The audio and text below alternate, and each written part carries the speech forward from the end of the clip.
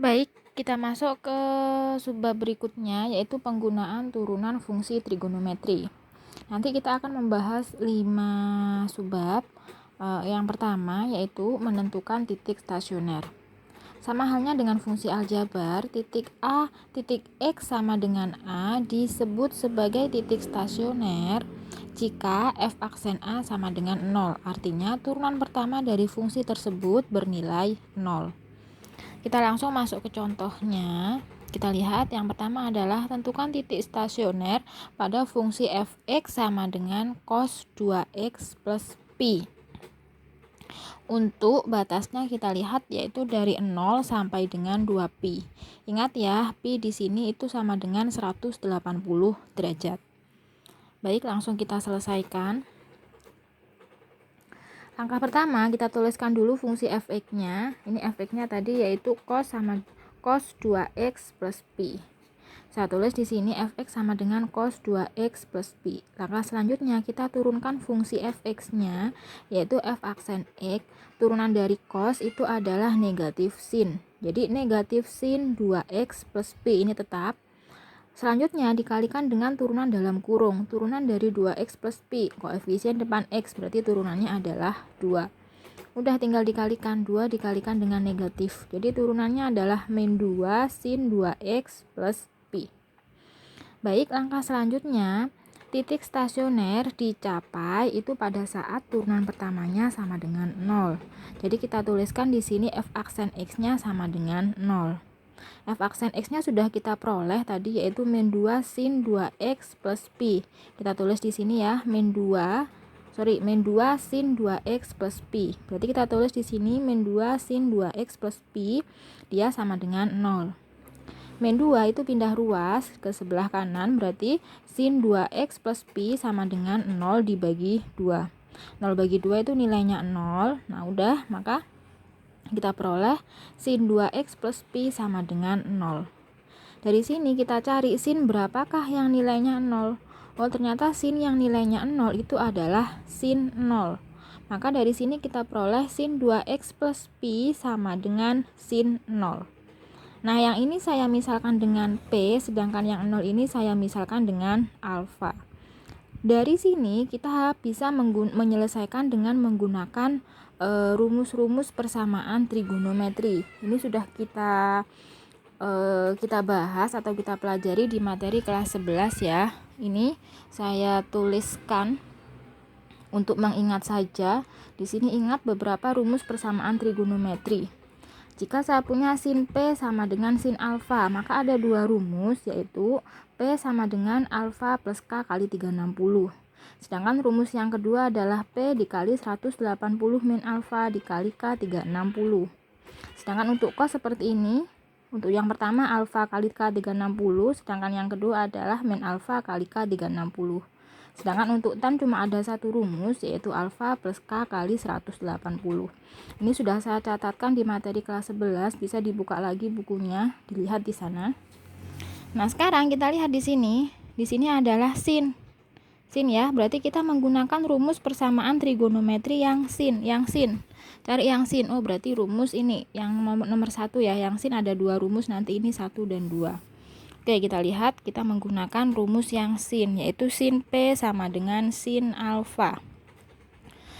Oke, kita lihat untuk yang rumus pertama dulu. Rumus pertama kita cek, yaitu P sama dengan alfa dikali alfa ditambah K kali 360. Jadi saya tuliskan di sini P sama dengan alfa ditambah K kali 360. P-nya sama dengan apa? Yang ini tadi sudah saya misalkan P, masukkan P-nya yaitu 2x plus pi. Sama dengan alfa plus K kali 360. Alfanya ini ya, berarti alfanya bernilai 0.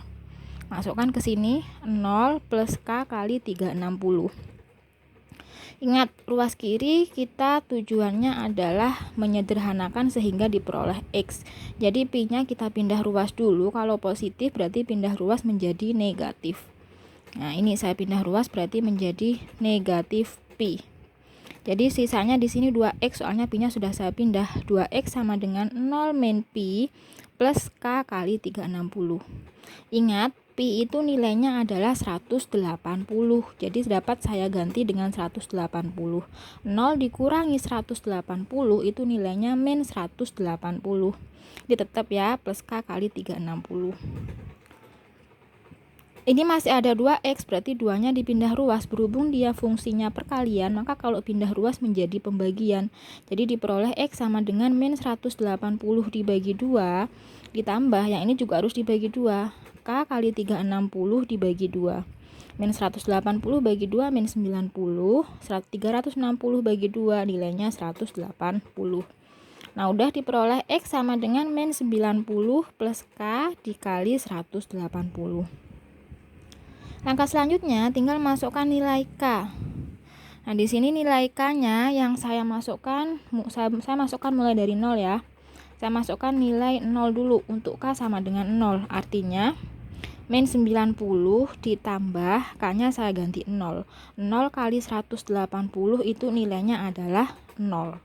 Jadi sisanya min 90 ditambah 0. Min 90 ditambah 0 itu nilainya tetap min 90. Terus untuk K sama dengan 1. Untuk K sama dengan 1. Jadi masukkan ke dalam sini K-nya bernilai 1. 1 dikali 180 itu 180. Jadi min 90 ditambah 180. Yang ini ya. Min 90 ditambah 180 itu nilainya 90. Kita lanjutkan untuk K sama dengan 2. Berarti K-nya ini bernilai 2. Berarti 2 dikali 180 itu nilainya 360. Jadi min 90 ditambah 360. Nah, ini min 90 ditambah 360 nilainya adalah 270. Nah, dari K sama dengan 012 diperoleh ini ya, min 90, 90 dan 270. Di antara 3 ini yang memenuhi yang mana? Yang sesuai dengan batas. Cek batasnya. Batasnya dari 0 sampai dengan 2pi. Ingat pi itu kan 180. Jadi 180 dikali 2 360. Jadi cari nilai yang batasnya antara 0 sampai dengan 360. Kita lihat.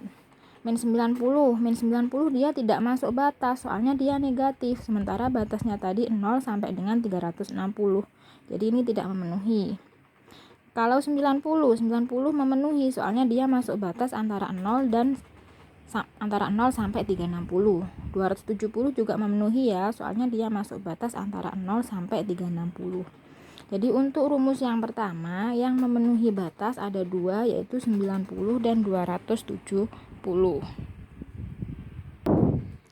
Baik, untuk yang kedua untuk rumusin, yaitu saya punya P sama dengan 180 min alfa ditambah K kali 360.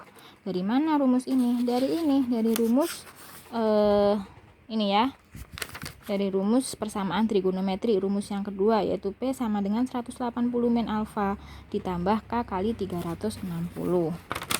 Udah, masukkan P-nya tadi 2X plus Pi sama dengan 180 min alfa. Alfanya yaitu sama dengan 0 ya, masukkan berarti di sini 0 plus K kali 360.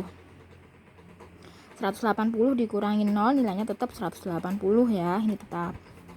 Plus Pi itu 180 ya, berarti kalau positif pindah ruas menjadi negatif Pi, nilainya tetap. Ingat Pi itu 180, jadi saya tuliskan di sini 180 kurangi 180 itu nilainya adalah 0. Oke, maka diperoleh 2X sama dengan 0 plus K kali 360. Tujuannya adalah mencari nilai X. Jadi X-nya sama dengan 0, ini 2-nya saya pindah ruas. Karena dia perkalian, dipindah ruas menjadi pembagian. 0 dibagi 2, ditambah K kali 360 dibagi 2. 0 bagi 2 nilainya tetap 0. 360 bagi 2 nilainya adalah 180. Nah, udah kita peroleh X sama dengan 0 plus K kali 180. Tinggal masukkan nilai K-nya. Saya masukkan nilai K dari 0 sampai dengan 2. Untuk K sama dengan 0, masukkan ya. Ke sini K-nya 0. 0 kali 180 nilainya adalah 0. Jadi 0 tambah 0, maka hasilnya tetap 0 derajat. Untuk K sama dengan 1. Jadi masukkan ke dalam sini 1 dikali 180 nilainya 180. Jadi 0 ditambah 180 sama dengan 180.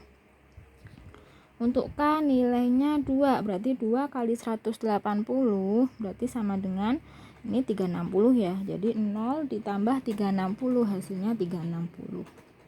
Ingat batasnya dari 0 sampai 360. Jadi ketiga nilai ini memenuhi batas. Jadi nilainya adalah 0, 180 dan 360. Nah, jadi dari 1 dan 2 diperoleh titik stasioner. Tadi kan diperoleh 90 dan 270. Silakan digabung, tapi nulisnya urut dari yang terkecil ya. Jadi kita peroleh titik stasionernya ada 5. Yaitu 0 derajat, 90 derajat, 180 derajat, 270 derajat, dan 360. Sudah selesai. Selanjutnya silakan dicoba latihan soalnya ini ya. Udah, sekian. Terima kasih.